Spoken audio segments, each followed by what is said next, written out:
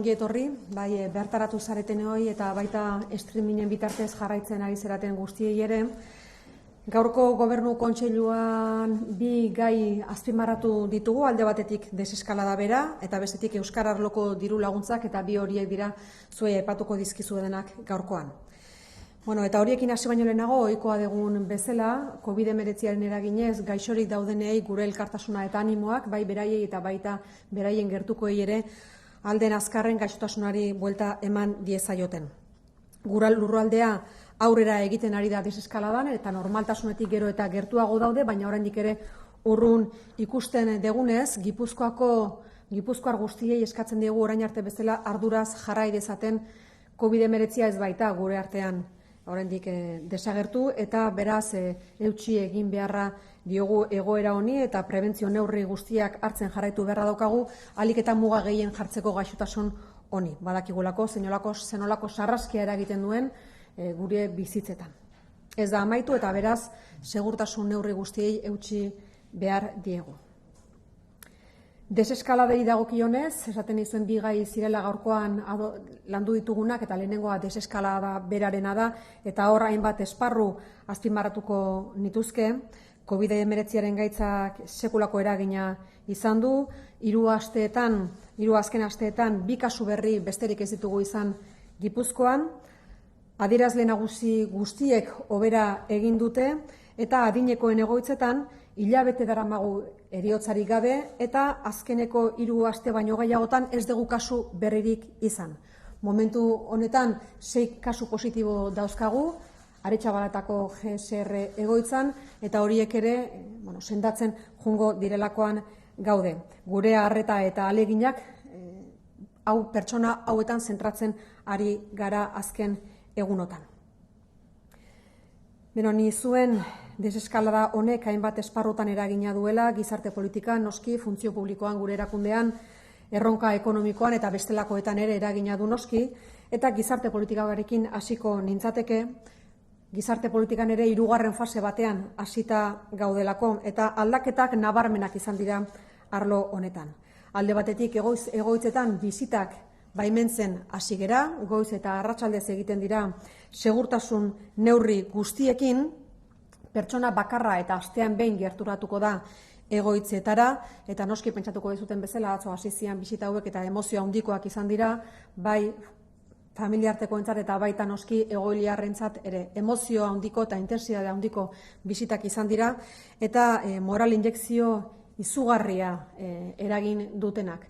Guk gaurkoan eskerrak luzatu nahi dizkiegu egoiliarrei, beraien familiei eta baita egoitzetako langilei ere, azkeneko aste hauek oso gogorrak izan direlako, eta elkarlanean oinarrituta eta elkar ulermenean oinarrituta modu egokian bideratu delako. Beraien jarrera eta prestutasuna sekulakoa izan da, eta beraz bertatik eskerrak eman nahi dizkiegu guztiei. Bizitekin hasi gera beraz, eta hori berri ona izango da noski. Eguneko zentroak irekitzen ere hasi dira, beraz hemen ere normaltasuna da nagusia. Egoitzetan ingresu berriekin hasiko gera, dakizuenez egoitzetako erabiltzaile batzuk etxera itzuli ziren, horiek ere itzultzen hasiko dira poliki-poliki, urgentziaz ere egoitzetara bideratu izan ditugu heldu batzuk azkeneko astea hauetan, baina orain normaltasunez ere hasiko dira adinekoak egoitzetara bideratzen. 15 eguneko isolamendua izango dute Eibarko ospitalean edo egoitza bakoitzean, baldin eta horretarako aukera baldin badago. Gainontzekoak, kasuan gainontzekoei eragin ez diezaien, kasuan gaixotasuna izango balute. Berme guztiekin beraz egingo dira, bideratuko dira beraz ingreso horiek egoitzetara. Horri lotuta dakizuenez, lehen aipatu dizuet 6 adin nagusiko ditugu Aretxabaletako egoitzan gaixo momentu honetan, lehen sendatzea espero dugu, eta bilakaera ona izatea espero dugunez, aste honetan eguneko partekin amaituko degula pentsatzen dugu. Eguneko parteak aipatzen dudanean da, erakundeak egunero egiten duen komunikazioa, larun batean ezik, egunero komunikazio bat egiten du esana zein dan egoitzetako egoera, eta beraz, bilakaera ona baldin bada, eta hala espero dugu, aste honetan lehenbailen amaitzea izango litzateke beraz helburua eta horrela izango delakoan gaude. Aste honetan amaituko genituzke beraz, eguneko parte horiek nun egoeraren berri ematen zitzaien herritar guztiei. Hirugarren fase honek ere funtzio publikoan eragina du, alegia gure erakundean lan egiten duten langileengan, badakizu orain arte gure helburu nagusia izan dela alde batetik zerbitzu publikoa eskaintzen jarraitzea eta bestaldetik noski gure langileen osasuna zaintzea. Hasieran guk 1.800 langile baino gehiago ditugula aintzat hartuta, 900 baino gehiago telelanean eduki genituen, etxetik lanean aritu zirenak, eta momentu honetan langileen ia 100% itzuli da eta batzuk telelanean jarraitzen dute kontziliazio arazoak dituztelako. Bai 14 urtetik berako seme-alabak dituztelako edo adineko nagusiak dituztelako oraindikan eguneko zentroak irekita mantendu gabe. Baina hor ere normaltasunera bueltatzen ari garanez, uztailaren 4tik aurrera eta irailaren 6ra bitartean kontziliazio arazoak dituztenak soilik gelituko dira telelanean, modalidaden misto batean, gutxienez 2 egun bertatik egingo dute lana eta 3 egun etxetik, eta horiei eskainiko zaie aukera hori kontziliazio arazoak baldin badituzte 14 urtetik berako txikiak edo zaintzeko. Beraz, horretan ere, langilegoari dagokionez, normaltasuna. Aurrez aurreko zerbitzu guztiak irekita daude eta zerbitzu publiko egokia ematen jarraitzen dugu, kalitatezkoa ohi bezala. Eta beraz, orain arte egin dugun bezala, gure langile guztiei, gure esker ona luzatu nahi dugu, eduki duten jarreragatik, ze azkar egin duten etxerako buelta momentuan horrela eskatu zelako, eta baita lanerako buelta nola egin den. Nire ustez modu oso positiboan eginda, eta gainera adostasunarekin sindikatuekin, eta beraz zoriontzekoa da etxeari dagokionez. Aldundiaren konpromisoa izango da nola ez zerbitzu publikoa eskaintzea kalitatez, eta bestetik gure langileen osasuna zaintzea denbora guzti honetan zehar. Eta horretarako noski hartu ditugun neurriak sekulakoak izan dira eta abian daude. Bestalde, aipatzen izuen gizarte politikan eragina izan duela fase berri honek, baita funtzio publikoan, eta noski erronka ekonomiko bat ere badugula aurrean, edanok ezagutzen duzuena. Momentu honetan ekonomia berpizten lagundu beharra dauka Gipuzkoako Foru Aldundiak, eta orain bat ekimen burutu dugu, alde batetik ekonomia suspertze ekonomiko eta sozialerako plana abian jarri genuen, 28 milioiko zuzkidurarekin, bestalde fiskalidade arlotik ere hainbat neurri hartu dira likidezia malgutasuna eskaintzeko Gipuzkoako autonomo eta enpresei, bestetik ere ekonomia suspertzeko eta lanpostuak sustatzeko neurriak ere abian jarri genituen, baliabide importantea baita fiskalitatea ere arlo honetan, eta guzti honek 700 milioi eurotik gorako inpaktua izango dute gure lurraldean. Gobernantza ikuspegitik ere hainbat mahai sektorial abian dira, hainbat arloko gaiak jorratzeko Gipuzkoako eragile ezberdinekin, elkarren artean irtenbide egokiak topatzeko egoera latz eta zail honi. Garai zailak izango ditugu aurrean, garai zailak bizi izan ditugu, bizitzen jarraitzen dugu eta etorkizunean ere horrela izango da, baina seguru gaude lurraldeak izango duela nahikoa gaitasun egoera honi aurre egiteko, eta noski Gipuzkoako Foru Aldundia beti aldamenean izango dute, Gipuzkoako herritarrek eta Gipuzkoako enprese eta erakundeek ere. Elkarrekin aterako gera aurrera noski. Bestalde eskariak ere baditugu, 3. fase honetan, ezagunak direnak, alde batetik guk Bizkaia eta Arabarekin ditugun harremanak estutu egingo dira, eta noski hor zirkulazioa arindu eginda eta baimendu eginda, baina baditugu eskaerak ere mugaz gaindiko lurraldeekin, Bidasoa inguruan hor harreman oso estuak daude, bai familia artekoak, bai komertzialak, eta muga hori zabaltzea guretzako lehentasunezkoa izango litzateke, eta beraz eskari hori egiten diagu baitaren Espainiako estatuari. Irtenbide bat eman bertzaio egoera honi, Bidasoa zatitzen ditu bi mugak, eta hor hartu eman oso handia daude eta importanteak, eta horri ere irtenbide bat eman behar zaio. Nafarroa eta Gipuzkoaren arteko mugikortasuna ere mahai gainean dago, datozen egunetan espero dugu hori ere argitzea eta horiek izango lirateke, bi eskaera horiek jarriko genituzke mahai gainean gaurkoan. Hori deseskaladari dagokionez, bestetik aipatu dizuet bigarren gai bat ere jorratu degula gaurko Gobernu Kontseiluan eta honek euskara arloko diru laguntzekin zerikusia du.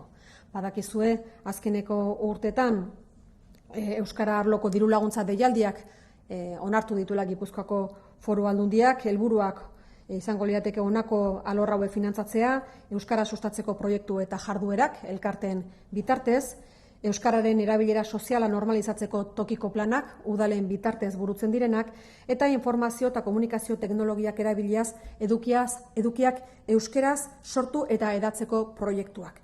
Horiek dira finantzatzen laguntzen degunak, Gipuzkoako Foru Aldunditik, eta guztira 957.000 euroko diru laguntzak bideratzen ditugu. Beharrak handiagoak badira, zuzkidura handitzeko aukera ere egongo da. Aipatzearren 2019ko datuak ere mahai gainean jarri nahi genituzke, ze gure ustez diru laguntza hauek inpaktu oso positiboa edukitzen dute gura lurraldean, eta noski erabileran ere. Pasaren urtean beraz, 151 proiektu finantzatzen lagundu zuen Gipuzkoako Foru Aldundiak, euskararen sustapenarekin lotuta danak. Proiektu eta jarduerak 52 elkarte lagundu ziren diruz 8.770 euroko diru laguntzaz bataz beste, euskararen erabilera soziala normalizatzeko tokiko planak udalei zuzenduak 71 udale jaso zituzten, eta bataz beste 5.626 euroko diru laguntza jaso zuen udal bakoitzak, eta IKT-ai dagokienez, edukiak euskaraz hedatzeko proiektuak 28 eragilei lagundu zitzaien, eta bakoitzak 8.534 euro jaso zuen bataz beste. Orokorrean, ekimen hau oso positiboa dela iruditzen zaio Gipuzkoako Foru Aldundiari, sustatu beharra dagoela eta horregatik jarraipena izango du aurten ere. Diru laguntzen helburua zein den aipatu dizuet eta zeinen bitartez banatzen den ere aipatu dut, eta marko legala ere noski ezaguna dezue. Marko legal horren baitan Gipuzkoako Foru Aldundiak badu bere eginkizuna, eta hizkuntza politika aintzat hartu beharra daukagu herri administrazio gisa bizitza sozialaren alor guztietan euskararen erabilera sustatzeko. Hori da Gipuzkoako Foru Aldundiak duen lana, eta hizkuntza berdintasuneko zuzendaritza nagusiaren bitartez helburu horiek aurrera eramaten saiatzen gera eta horretan ahalegintzen gera. Besteak beste, elkarteei, udalei eta norbanakoei diru laguntza hauek emanez. Gipuzkoa lurralde euskalduna da, euskeraz bizi nahi du, eta eskubide horren alde egin nahi du lan Gipuzkoako Foru Aldundiak, egiten du orain arte eta horrela jarraitu nahi du etorkizunean ere. Ben baina goiagotan aipatzen dugu, Gipuzkoa nahi degula izatea Europa mailan desberdinkeria gutxien duen lurraldea, eta desberdinkeria gutxien duena esaten dugunean alor guztietan da, eta noski baita hizkuntzaren ikuspegitik ere. Eta beraz, horri eutsiko diogu etorkizunean. Bien, les decía que en el día de hoy en el Consejo de Gobierno hemos abordado dos temas fundamentales, por una parte la desescalada y por otra parte también las ayudas del ámbito del euskera. Como solemos hacer habitualmente, antes de comenzar con los asuntos que hemos tratado en el Consejo de Gobierno de hoy, quería hacer una mención especial a todas aquellas personas que se encuentran enfermas a consecuencia del COVID-19, nuestro ánimo y cercanía a todas ellas y también a sus familiares para que den la vuelta a la situación lo antes posible. Los indicadores están mejorando sustancialmente en Guipúzcoa. En las últimas 3 semanas solo hemos tenido 2 casos positivos en Guipúzcoa. En cualquier caso, no debemos bajar la guardia y tenemos que seguir siendo responsables también en el futuro. En las residencias de mayores, por su parte, llevamos casi un mes sin fallecimientos y tenemos 3 semanas sin nuevos contagios. En cualquier caso, seguimos teniendo 6 personas enfermas en la residencia GSR de Aretxabaleta y, por tanto, todos nuestros esfuerzos están enfocados en que estas personas se restablezcan lo antes posible, se curen lo antes posible. Por lo tanto, tenemos que seguir haciendo esfuerzos colectivos e individuales para que el COVID-19 desaparezca de nuestras vidas, porque sabemos que todavía sigue existiendo y que tenemos que convivir con esta enfermedad, pero tenemos que, por tanto, que seguir adoptando medidas de prevención y de protección para que no se extienda. Todos sabemos los estragos que causa esta enfermedad cuando entra en una residencia, cuando entra en un centro de trabajo, cuando entra en una familia. Y, por lo tanto, debemos poner todos los límites para que no se extienda. Bien, el primer asunto que hemos abordado tiene que ver con la desescalada, precisamente con la desescalada a consecuencia del COVID-19, que ha afectado a muchos ámbitos, a la política social, a la función pública, también a la economía, y por tanto estos temas también se van adecuando a la nueva fase, a esta tercera fase en la que nos encontramos en este momento, con cambios significativos. Por ejemplo, en las residencias. Han comenzado ya las visitas en las residencias, empezaron ayer mismo. Arrancaron ayer con todas las medidas de seguridad y de prevención, por supuesto. En la mayoría de los centros se llevan a cabo durante la mañana y también por la tarde. Se limitan a una visita de una persona de la familia y una visita a la semana. Estos encuentros tienen una enorme carga emotiva, es una enorme inyección de moral para las familias y para las personas residentes.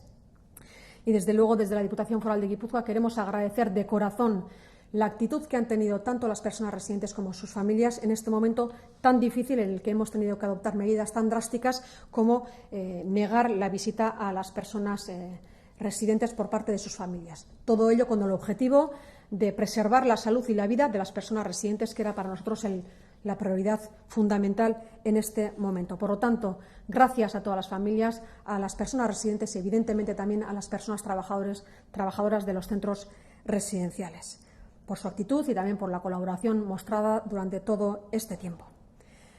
Por lo tanto, una fase nueva que empieza y que abordamos también con mucha ilusión. Al mismo tiempo, los centros de día también se van abriendo con todas las garantías, por supuesto, y empiezan los nuevos ingresos en las residencias. Saben que hasta ahora se podía ingresar a alguna persona siempre y cuando fuera un ingreso de urgencia. Hay personas también que habían vuelto a sus domicilios, ahora van a poder incorporarse con normalidad, con 15 días de aislamiento, evidentemente para evitar que en su caso se pueda propagar la enfermedad, porque sabemos qué estragos se genera en un centro residencial. Por lo tanto, todas las medidas de prevención posible las vamos a seguir adoptando. Por otra parte, teniendo en cuenta que únicamente contamos con 6 personas enfermas en los centros residenciales de personas mayores de Guipúzcoa, consideramos que la evolución va a ser positiva y que durante esta semana vamos a poder comunicar que estas personas han superado la enfermedad y, por lo tanto, los partes diarios, las comunicaciones diarias que solemos hacer desde la Diputación Foral de Guipúzcoa, comunicando cuál es la situación de los centros residenciales, evidentemente también se suspendería. Por tanto, lo antes posible, eso sería muy buena señal y muy buena señal, y desde luego quisiéramos que fuera lo antes posible. Bien, esta tercera fase también tiene una incidencia en la función pública, en los servicios que presta la Diputación Foral de Guipúzcoa y también en la manera en la que esos servicios se prestan, con todas las medidas de seguridad, por supuesto.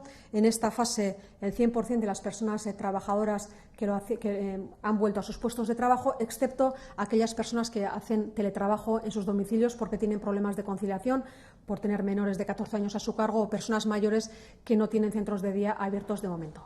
Esta fase va a acabar el 4 de julio. A partir del 4 de julio y hasta el 6 de septiembre, las personas van a poder trabajar con la modalidad del teletrabajo mixto desde sus domicilios. Aquellas personas que tengan a su cargo menores de 14 años y que tengan dificultades de conciliación, 2 días a la semana mínimo el trabajo sea presencial y el resto desde sus propios domicilios. Bien, en cualquier caso, lo que sí queríamos decir es que los servicios presenciales ya se han recuperado al 100%. Seguimos prestando los servicios públicos de la Diputación que la Diputación ofrece normalmente, y sí quería hacer un agradecimiento especial en nombre de la Diputación Foral de Guipúzcoa a todas aquellas personas empleadas que durante este tiempo han mostrado una actitud ejemplar, por una parte ofreciendo lo mejor de sí mismos en cuanto al servicio público que ofrecen, y por otra parte también la desescalada o la escalada, digamos, el hecho de que pasáramos de un día a otro a llevar a 900 personas a trabajar desde sus propios domicilios. Era un reto muy importante y se ha hecho con éxito por la colaboración inestimable de todas estas personas que han seguido trabajando desde sus propios domicilios. Por lo tanto, el agradecimiento a la Diputación por la actitud que han tenido durante todo este tiempo. Por otra parte, esta fase de desescalada también se ha acordado con los sindicatos. Por lo tanto, pues consideramos que se va a llevar a cabo con éxito, ofreciendo el mejor servicio posible y, por otra parte, también preservando la salud y la seguridad de las personas trabajadoras y también conciliando las necesidades que puedan tener de conciliación de la vida familiar y laboral, que evidentemente eso también está encima de la mesa. Por lo tanto, hemos sido capaces de llegar a un acuerdo y eso considero que es algo fundamental. Por otra parte, el reto económico que tenemos por delante, hablábamos del aspecto social, también del aspecto del funcionariado, pero evidentemente en esta fase de desescalada tenemos un reto económico fundamental. Tenemos que seguir ayudando a la economía a que resucite y a que empiece a reactivarse. Por ello, desde la Diputación Foral de Guipúzcoa hemos puesto en marcha varias herramientas. La primera fue el Plan para la Reactivación Económica y Social, un plan dotado de 28 millones de euros. Por otra parte, también en el ámbito fiscal hemos adoptado cantidad de medidas que tienen que ver con la flexibilidad, también con la liquidez, también de reactivación económica para la puesta en marcha, para la creación de nuevas empresas, de puestos de trabajo nuevos y de calidad. Tiene un impacto superior a 700 millones de euros. Por lo tanto, la Diputación Foral de Guipúzcoa, tanto en el ámbito económico como en el fiscal, sigue ayudando al tejido económico del territorio y también, evidentemente, a las personas que trabajan en Guipúzcoa. Desde la óptica de la gobernanza también hemos puesto en marcha diferentes mesas de colaboración con entidades, con instituciones, para abordar esta situación de la mejor manera posible y desde la colaboración. Cuando nosotros inauguramos la legislatura hablando de gobernanza colaborativa, de nueva gobernanza, evidentemente también se trataba de esto, de hacerlo conjuntamente y de hacerlo de la mejor manera posible mediante la colaboración, porque son tiempos difíciles, especialmente ahora, y nuestro territorio va a saber sobreponerse y para ello hace falta colaboración de todos los agentes del territorio. Y en ello, evidentemente, la Diputación Foral de Guipúzcoa siempre va a estar ahí. También tenemos peticiones por parte de la Diputación Foral de Guipúzcoa. Sabemos que tenemos unos lazos importantes, tanto familiares como comerciales, con el otro lado de la Muga. Es evidente, el Bidasoa pues divide estos dos territorios. Evidentemente hay muchos lazos que consideramos que hay que volver a recuperar y, por tanto, pedimos al Estado español que haga esfuerzos para que esa Muga se abra cuanto antes, para que ese mínimo, los lazos familiares se puedan restablecer, los lazos comerciales se puedan restablecer con todas las garantías posibles y se pueda recobrar la normalidad en ambos lados de la Muga. Por otra parte, también la movilidad entre Guipúzcoa y Nafarroa está encima de la mesa. Consideramos que esto se va a dilucidar en los próximos días y esperemos que esa movilidad sea posible también. Este sería el primer aspecto que hemos abordado en el Consejo de Gobierno de hoy, el de la desescalada. También tenemos un segundo aspecto que hemos abordado que tiene que ver con las ayudas del ámbito del euskera. Son unas ayudas que llevamos otorgando, que tienen una valoración muy positiva por parte de la Diputación Foral de Guipúzcoa y, por lo tanto, le hemos querido dar continuidad también este año mediante estas subvenciones que ayudan a financiar diferentes ámbitos para la promoción y normalización del uso del euskera. Por una parte, proyectos y actividades de promoción del euskera que se dirigen a asociaciones, planes locales de normalización del uso social del euskera, que evidentemente se dirigen a ayuntamientos, y proyectos de creación y difusión de contenidos en lengua vasca mediante tecnologías de la información y de la comunicación. Tiene una dotación de 957.000 euros, que en caso de necesidad también se podría ampliar, se podría aumentar dicha partida. El año pasado, gracias a esta convocatoria, se financiaron 151 proyectos, todos ellos relacionados con la promoción del euskera. Por una parte, proyectos y actividades de promoción del euskera, ayudando a 42 agentes, una medida con una media de 8.770 euros. Planes locales de normalización del uso social del euskera, que ayudaron a financiar iniciativas de 71 ayuntamientos, con una media de 5.636 euros, y, por otra parte, proyectos TIC, de tecnologías de la información y de la comunicación, con la creación y difusión de contenidos en euskera, ayudando a 28 agentes con una media de 8.534 euros. La valoración, como les decía, es muy positiva y, por tanto, hemos querido dar continuidad. Los objetivos de las ayudas son evidentes. También tenemos, evidentemente, un marco legal, no solamente la voluntad, sino, evidentemente, un marco legal que lo ampara y que encomienda a las administraciones públicas el desarrollo de la política lingüística que impulse el euskera en todas las esferas de la vida social. Y en ello nos empeñamos desde la Dirección de Igualdad Lingüística de la Diputación Foral de Guipúzcoa. Guipúzcoa es un territorio vascoparlante que quiere vivir en euskera y, por tanto, desde la Diputación vamos a hacer todos los esfuerzos posibles para priorizar el uso del euskera en todos los ámbitos. Desde la óptica de la igualdad también, les decíamos al inicio de legislatura, queremos que Guipúzcoa sea el territorio con menos desigualdades y, evidentemente, también desde el aspecto del idioma. Queremos una Guipúzcoa sin desigualdades, también desde la óptica de la igualdad lingüística, y en ello vamos a seguir trabajando en los próximos años. Honekin bukatuko genuke gaurko gai zerrenda, gaurko Gobernu Kontseiluan hartutako erabakiak eta baita jorratutako gaiak. Hortik aurrera galderaren bat izango bazenute, erantzuteko prest naukazue. Bai.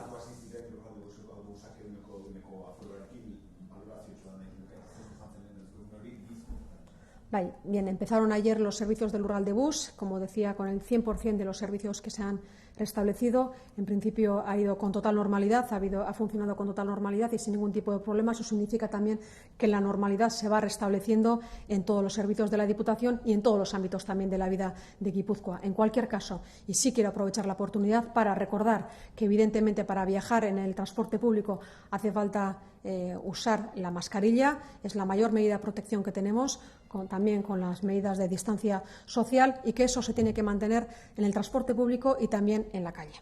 Y cuando hablamos de normalidad en el transporte público, nosotros queremos decir que es una normalidad que no vamos a volver a la normalidad anterior, no desde luego en lo inmediato, y por tanto pedimos a la ciudadanía que haga un esfuerzo porque hace falta una responsabilidad individual y colectiva importantes en este momento para que el COVID-19 no irrumpa con agresividad como lo ha hecho hace poco. Lurraldebusei dagokionez, atzokoan 100% hasi ziren zerbitzu guztiak eta normaltasunez funtzionatu zuen zerbitzuak, inolako eragozpenik gabe. Bai, aipatu beharra daukagu, alor honetan ere eta bereziki maskarillaren erabilpena beharrezkoa dela, eta normaltasuna hitza aipatzen dugunean ere esan nahi duguna da, normaltasuna tamalez ez dugula ezagutuko, ez behintzat berehalakoan. Beraz, herritar guztiei eskatzen diegu ardura pertsonalez jokatzeko, ardura kolektiboa ere importantea da. COVID-19 eragina sekulakoa da gure bizitzan, eta beraz sarraskirik berriro ez egiteko segurtasun neurri guztiak hartu behar dituzte. Garraio publikoan eta bestelakoan ere beren bizitzetan. Beraz, eskari hori luzatu nahi dugu gaurkoan, Gipuzkoako Foru Aldunditik.